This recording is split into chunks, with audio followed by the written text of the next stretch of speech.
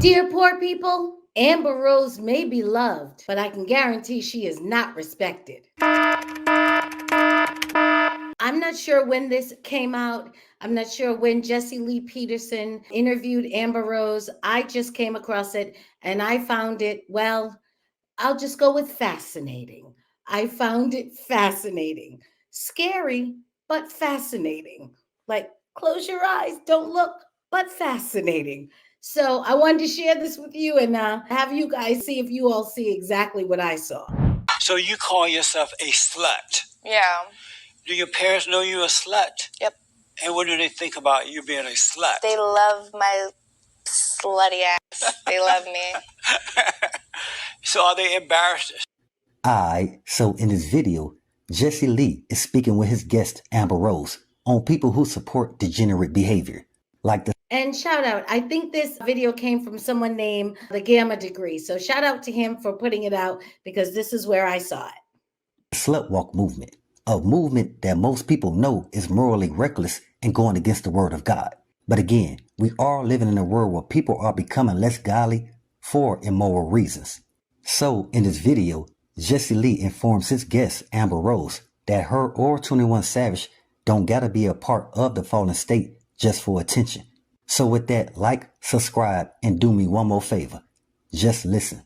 You are famous for hosting the Amber Rose Slut Walk. You also have a conference called Open the Women's Conference, right? Yes. What is that? Yeah, what is that about? Yeah, it's a women's conference, so we have a lot of different speakers that come in, kind of explain different things about feminism, body positivity, just equality, slut shaming, rape culture, and we educate. Amazing. You came up with this term slut. What was the purpose of using that word, slut? Well, if you look in the dictionary, the definition of a slut, right? It starts out and it says a woman that, right? It's promiscuous, has a lot of sexual partners, but it never says a person that. It only says a woman.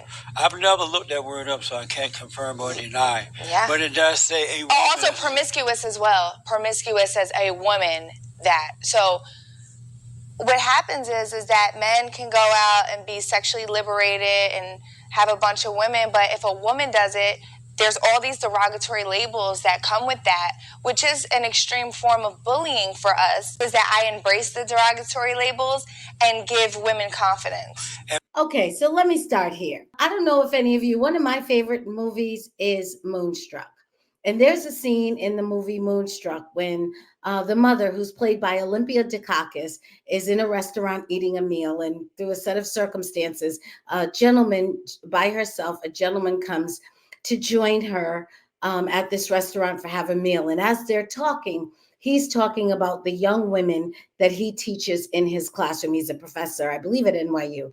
And the young women he teaches and the relationships he has with these young women that he's teaching. And Olympia Dukakis looks at him and says, what you don't know about women is a lot. I'm here to say what Amber Rose does not know about men or almost anything else is a lot. So let me explain to you, because I think a lot of people have this problem. And the question is, why is it that men can be promiscuous and it's okay? Society doesn't look on that as poorly as they look on women who are promiscuous and create names like the S word and other words to describe women who have that behavior. Well, I can explain that. First of all, I'm not saying it's okay for men to be promiscuous. That's absolutely incorrect. We have an entire Bible that has already explained that. However, the reason we don't have the same societal sanctions against male promiscuity that we have against female promiscuity is because women who are promiscuous are living outside of their design. Men who are promiscuous are living inside of their design, but in uncontrolled life. So let me explain that. If you are a man and you sleep with multiple women and you are having promiscuous relationships hither and thither, you are actually designed and built to do that. Your physiology, your chemical makeup, and your biology is created for you to be attracted to and to want to copulate with as many women as you can, specifically to impregnate as many women as you can, to plant as many seeds, if you will, as you can. You are biologically, chemically designed to do that. That is your nature. However, you are commanded by your creation to control your nature. And even though that is your design, to subdue that nature, to be submissive to, in fact, your creation, which is God, and to submit to that and therefore control what is your nature. But a man who is promiscuous is not acting out of his design, and he's not acting outside of his nature. Women, however, are. They have done studies where they put 100 men in the room and 100 women in the room, and they go ask the one man to go into the room of 100 women and to come back and tell them the number of women he'd be willing to sleep with. Okay, so they ask these men, and these men all say about 98, 99 out of the 100. They'd be willing to sleep with about 98, 99 out of the 100. They do the same study in reverse. They ask women, go into a room of 100 men and come out and tell us the number of men you'd be willing to sleep with. The average woman who does the study comes out and says, 2, 3. That's their number out of 100.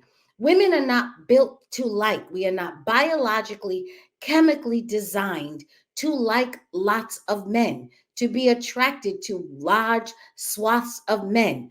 Women who, in fact, are, there's something wrong with that, because women who have been protected, raised well, and who have been allowed to grow into their actual design and to live according to their nature, in fact, like very few men in comparison to the number of men, to the number of women that men like. So women are not designed to like a lot of men.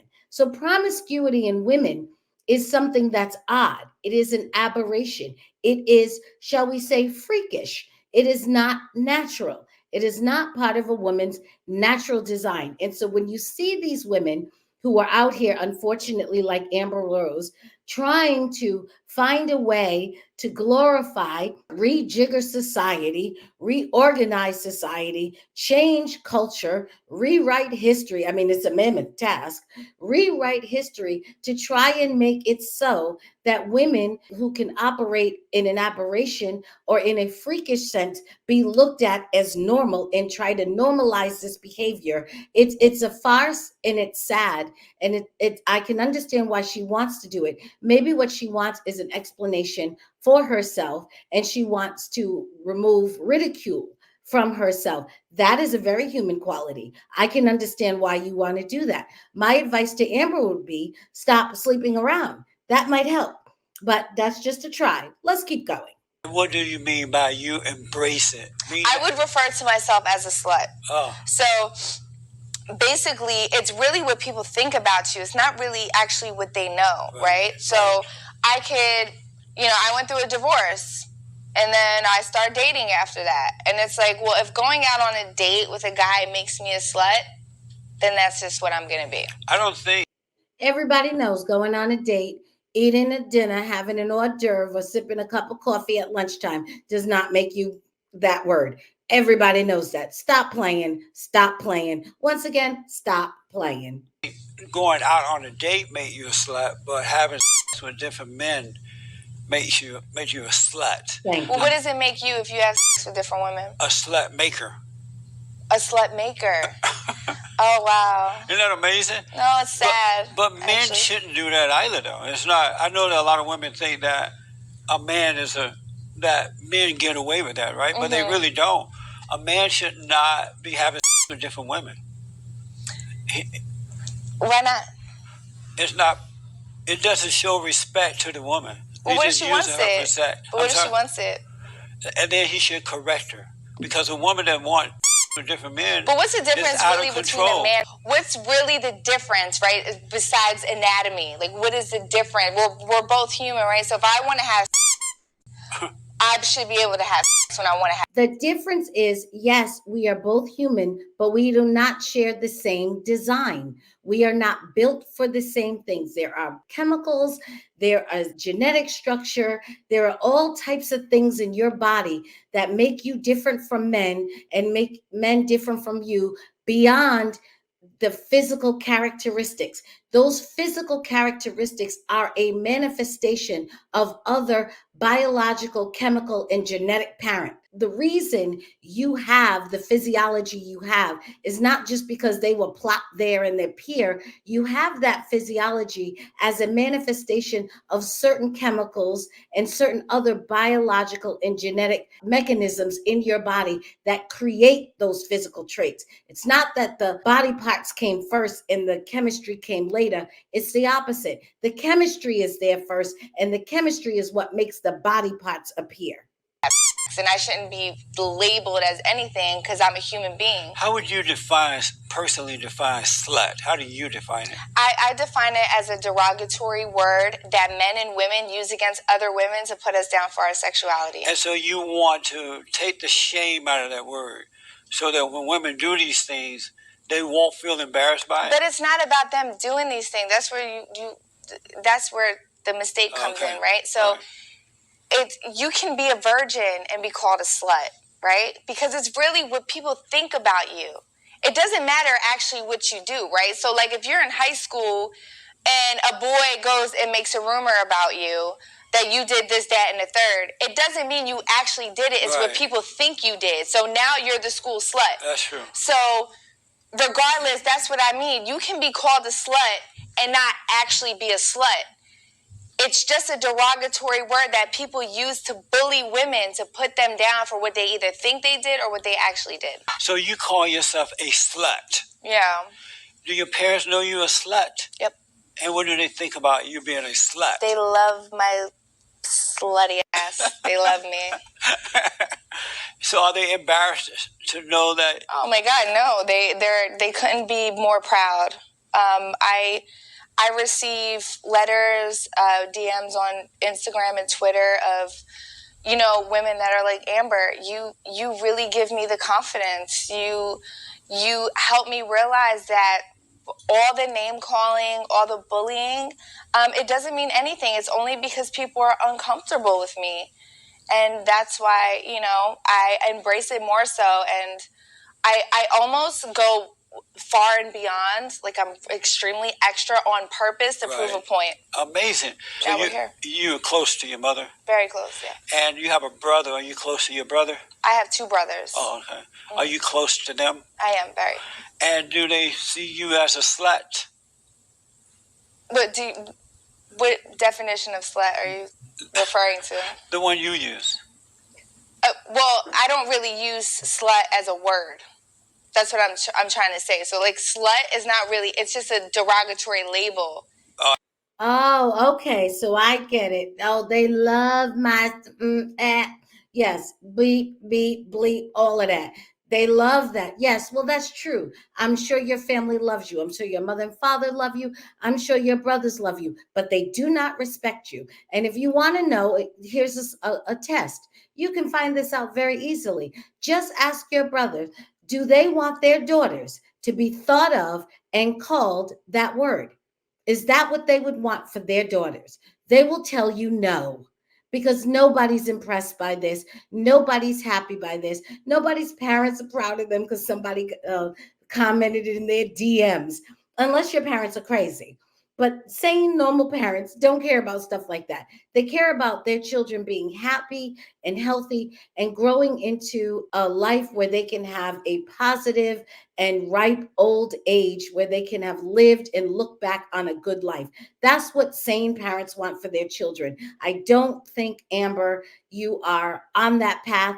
I'm sure you can get on it. I'm sure you can find your way back to it. But where you are right now is not. And I feel bad because, in fact, I really do believe Amber in this video. I think that what she's saying, she actually believes. And it's unfortunate that she has been raised by apparently not so much her parents, but more by a culture that has told her that there is no real difference between men and women. and that just because you're loved by your parents, that means the same thing as that you're respected in your family. She isn't. And you're definitely not going to be respected in the larger, broader society. She won't. That simply can't happen, because people can't look at something that they know is not normal and is not natural and act as if it is normal and it is natural. It's never going to happen. And I feel bad for these women who are bumping their head up against the wall trying to make their aberrant behavior look good and put lipstick on a pig, but it will never work. We will always look at that pig and go, that's an interesting pig with some lipstick on. And that may be, my friend, the very best you can get. I've had about all I can take of this. So I want to thank Jesse Lee Peterson. Shout out to you, because he apparently sat through this much longer than I can. And I want to ask you all to please remember to like, share, subscribe. I want to thank you for visiting me and watching this video. Please come back to my channel the next time I have another video. Can't wait to see you. Hope to see you soon. Bye-bye.